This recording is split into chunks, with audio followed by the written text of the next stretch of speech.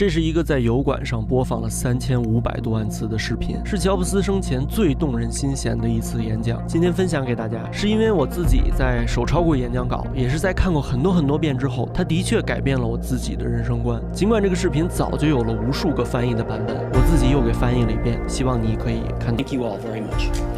关注文思说，帮助打开你的脑洞。